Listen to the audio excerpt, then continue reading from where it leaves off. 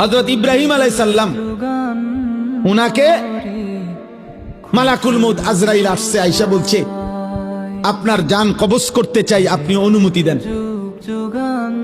হাদিসের মধ্যে আছে প্রত্যেক নবীকে মৃত্যুর পূর্বে মালাকুল মউত জানায়, অনুমতি চায়। অনুমতি না নিয়ে কোন নবীর জান কবজ করা হয় নাই। তো ইব্রাহিম আলাইহিস সালাম বললেন, আজরাইল আমার একটা ছোট্ট প্রশ্ন আছে আল্লাহর কাছে, তুমি একটু জিগায়া আসো। যাও তুমি জিগাও। তো আজরাইল মালাকুল মউত বোঝাচ্ছে বলে, তো তুমি গিয়া বলবা আল্লাহর কাছে আয়াকবিজুল খলিল রূহা খলিলিহি, আল্লাহকে জিজ্ঞাসা করবা গিয়া যে ইব্রাহিম জানতে চাইছে কোন বন্ধু কি বন্ধুর জান কবজ করে? বন্ধু বুঝি বন্ধুরে মাইরে লাগে? আমি না আপনার বন্ধু?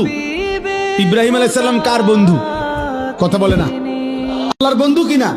তো ইব্রাহিম আলাইহিস সালাম বলতেছে যাও গিয়া জিগাও কি বন্ধু এটা, বন্ধু বন্ধুরে মারতে কয়?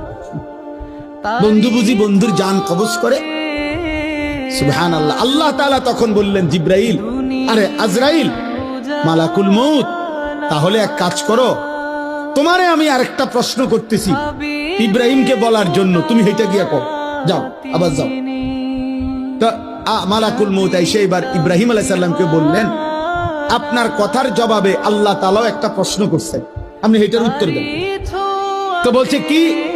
তো আল্লাহ তাআলা জানতে চাইছেন আয়াকরাহুল খলিল লিকা খলিলিহি, বন্ধু কি তাহলে বন্ধুর মুলাকাত সাক্ষাৎ চায় না?